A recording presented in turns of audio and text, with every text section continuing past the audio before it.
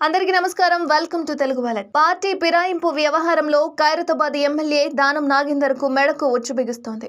ఇప్పటికే దానంపై అర్హత వేటు వేయాలని బీఆర్ఎస్ అసెంబ్లీ స్పీకర్కు ఫిర్యాదు చేసేందుకు సిద్ధమవ్వగా ఆయనకు వ్యతిరేకంగా హైకోర్టులో పిటిషన్ వేశారు రాజు యాదవ్. దీనిపై ఇవాళ విచారణ జరగబోతోంది. దానం నాగేందర్పై ఖైరతాబాద్ కాంగ్రెస్ నేతలు అసంతృప్తి వ్యక్తం చేస్తున్నారు. బీఆర్ఎస్ కోవట్టుగా దానం కాంగ్రెస్ లోకి వచ్చారంటూ నేతలు అనుమానం వ్యక్తం చేశారు. ఆయన ఎంపీ అభ్యర్థిత్వాన్ని రద్దు చేయాలని ఏఐసీసీకి ఫిర్యాదు చేశారు. ఢిల్లీలో కాంగ్రెస్ ఆఫీస్ ముందు ప్లకార్డులతో నిరసన తెలిపారు.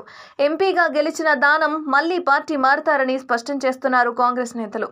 నమ్మకం కుదరాలంటే దానం ఎమ్మెల్యే సీటుకి రాజీనామా చేయాలని డిమాండ్ చేస్తున్నారు కాంగ్రెస్ నేత రాజు యాదవ్.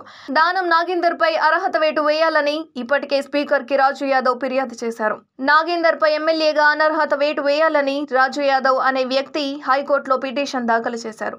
ఒక పార్టీలో ఎమ్మెల్యేగా గెలిచి ఆ పార్టీకి రాజీనామా చేయకుండా మరో పార్టీ నుండి ఎంపీగా పోటీ చేయడం చట్ట విరుద్ధమని పిటిషనర్ పేర్కొన్నారు. ఈ మేరకు దానం నాగేందర్ పై అసెంబ్లీ స్పీకర్ చర్యలు తీసుకునేలా ఆదేశించాలని కోరారు. దానంకు వ్యతిరేకంగా దాఖలైన ఈ పిటిషన్పై హైకోర్టులో ఇవాళ విచారణ జరిగే అవకాశం ఉంది.